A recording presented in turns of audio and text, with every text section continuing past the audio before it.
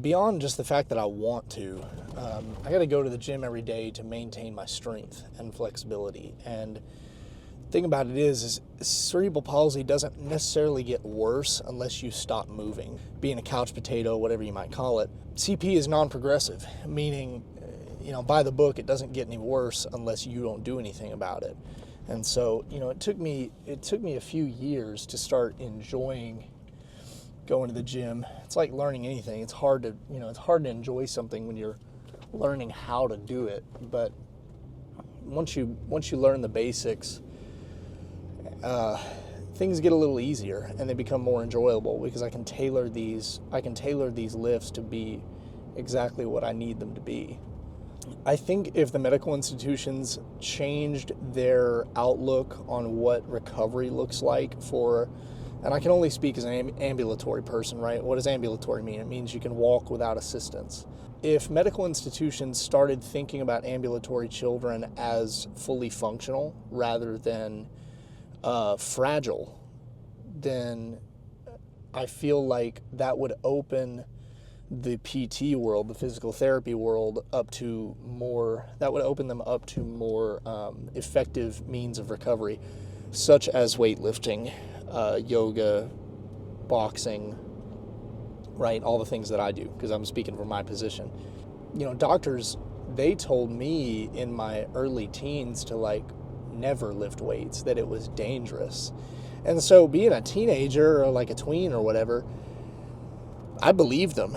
At the time, it was like, well, yeah, that's dangerous. I don't want to hurt my back or hurt my legs. And what I found after I started lifting when I was in my early 20s, that's after the growth plates are closed. That's after, you've done all your growing, right?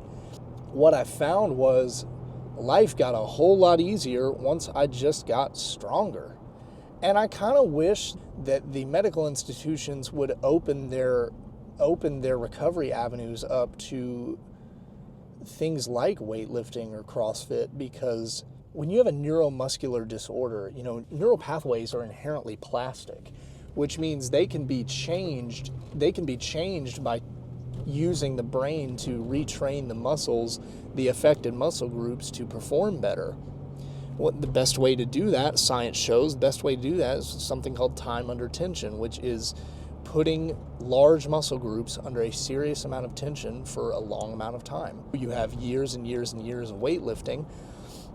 It builds the skeletal muscular structure to be stronger, and thereby, what I've found, combats the side effects of CP. Yeah, if I don't work out, I feel like because I don't get that. If I don't feel that strain and then the recovery from that strain, recovery might be like foam rolling or stretching, or that might also be a little psychosomatic, but I will take that and say, yeah, there's definitely a mental aspect to it of I did something today, I put myself under strain. I would say if you have a neuromuscular disability and you stop working out for 3 months, yeah, you're at 3 to 6 months, you're going to start seeing atrophy, you're going to start seeing loss of progress. But I feel it after 2 days, 2 to 3 days if I don't lift. My first trainer was, my first weight trainer was a guy named Anthony that I'm still friends with today. He's an audio engineer, producer like me. He's very similar. But he comes from the Muscle Beach area of that kind of old school weightlifting, that Ronnie Coleman, Arnold Schwarzenegger, that whole school of thought, which was just lift heavy and lift every day. And that is kind of what got me started on the path. And then I met a guy here named Shane who gave me this program in early 2024. I've been on this program since January, and it's a volume program, growth and volume. So it has put 30 pounds on me and got me pretty strong for my current size. I've hit some good milestones: a 225 flat bench, 205 squat for reps, 245 deadlift, and it's really been a game changer for me. I don't plan on changing programs anytime soon, but let's see what this leg day can do.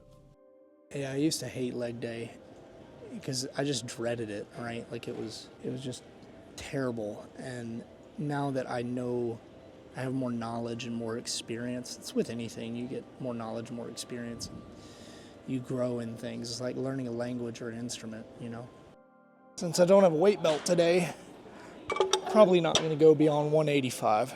As with anything, you know, I'm looking for range of motion in the squats, which this box is really as close as I can get to parallel. So we're going to see how this goes. Do 10 or 12 of these right here and go from there.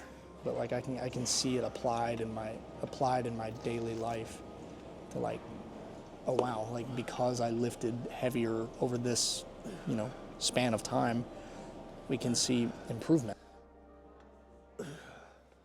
I've never really been able to back squat parallel without the assistance of a box. And a lot of people say, Chase, why would you use a box? To which I say, well, is it better to use a box or fall over and lose the weight and break your neck? So, a couple ways to look at it.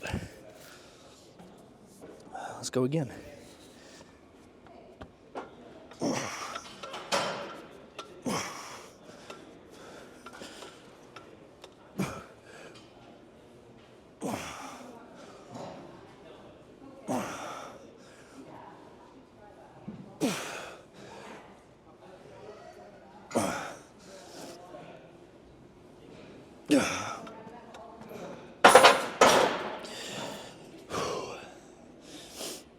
So now that we're at working weight, 185 today, again, since we have no belt, we're gonna stay at 185 for 5 sets of 5. That was 1.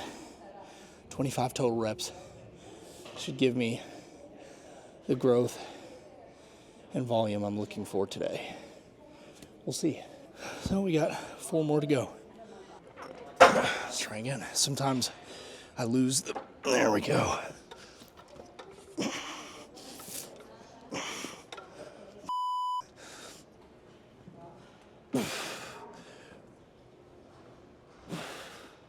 Oop. We on there? Yeah. So, all right.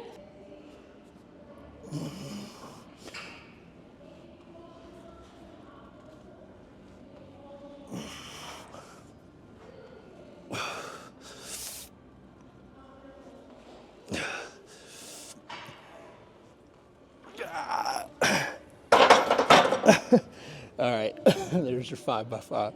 I want to do a burnout set, but I'm going to do as many squats as I can with this 135 with just plates and see what we can do. I want to see if I can overhead press this because I had it last week.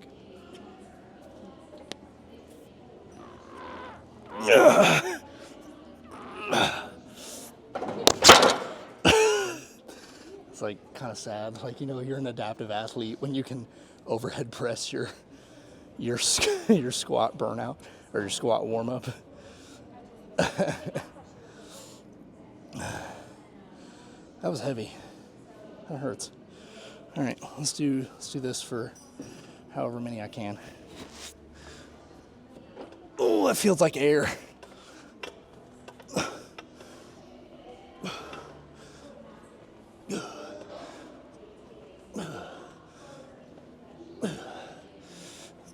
Close up this stance a little bit.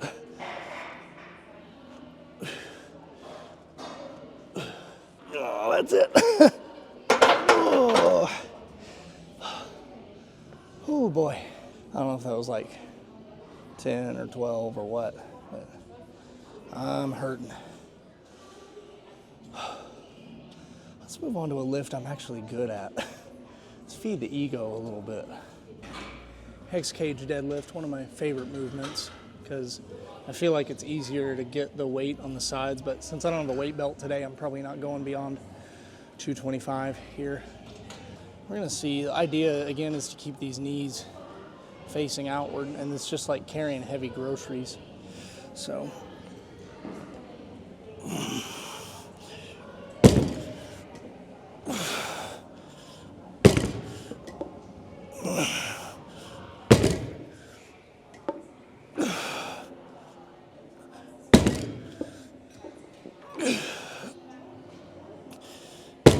I'm getting hot.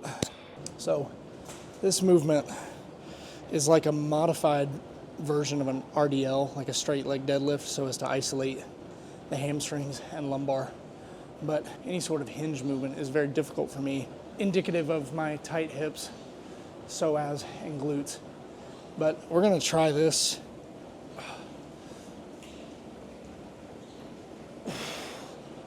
You can see my range of motion is not very broad, but I have to do it.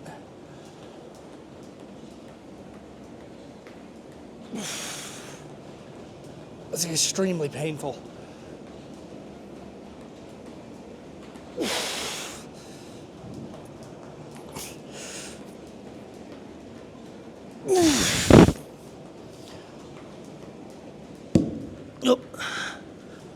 What's happening there is my body is wanting to fall forward because it doesn't like forward-facing weight pulling me, like pulling my butt out, right? Pulling it south.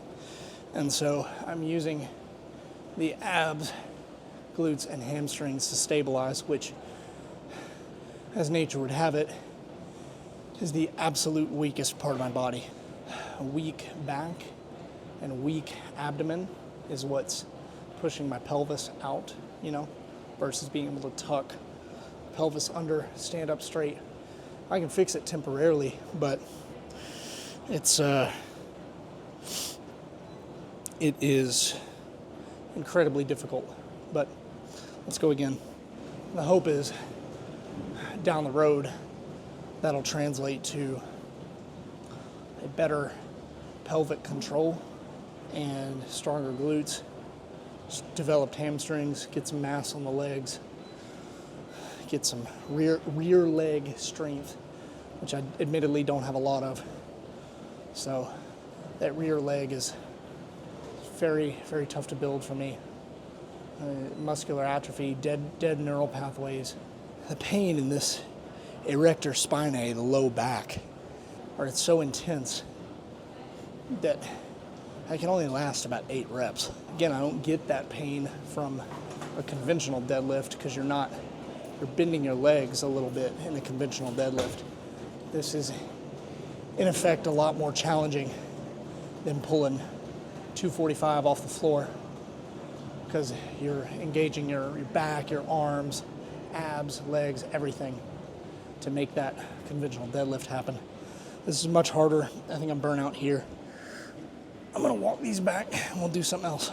A lot of these problems are based on lack of mobility, especially with motorcycles. Training that kind of short range dexterity stuff in the ankles and in the feet, knees. This is the leg that's not very mobile. I'll just sit there and kind of rotate the leg, rotate the ankle. Part of this training is working what we call ankle dorsiflexion, which is the forward plane, the Z-axis of ankle movement. Stretch the hamstring a little bit. This sucks a lot. This is embracing the suck. This is what it looks like, not squatting, not deadlifting, but this right here is the suck. This is like total life health, right? Like can't do much if your legs are tight, right? Can't like have much mobility if your hamstrings are tight. You gotta be able to walk your bike and park it and be able to go long distance, ideally without pain. And so I'll do mobility stretches like these to try and mitigate as much pain as I can. Things like trying to induce cramps within my affected areas. And just kind of sit here in the stretch, trying to get in those abductors and adductors, groin area to stretch that range of motion, which ultimately would increase my hips range of motion to sit on a larger bike and operate it. The biggest challenge is being able to sit on the bike without pain because my hips don't go that wide. These kinds of poses and stretches are very, very painful, but they are necessary. if I want to grow into these bikes. All right, so quad extensions. Ooh.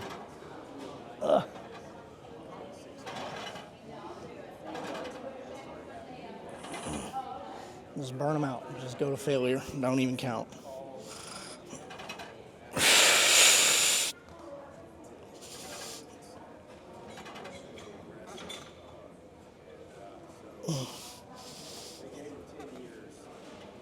All right, that's all I got, man. That's all that was in the gas tank. I'd call that a successful leg day. Got the volume in that I wanted. No PRs, but that's not really what it's about to me. I think it's just staying consistent, and especially when you're dealing with a chronic injury.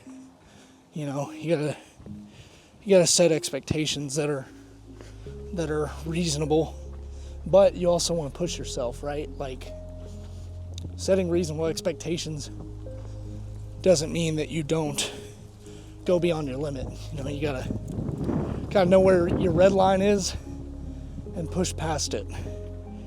And I try to do that on the daily, even if it doesn't mean like a PR or some crazy lift. You know, you wanna continually just be 1% better in anything you do. So, what is a not successful lift? You didn't go.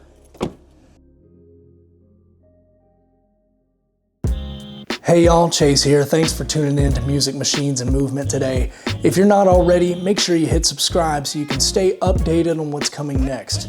Till then, we'll see you next time. Keep moving forward.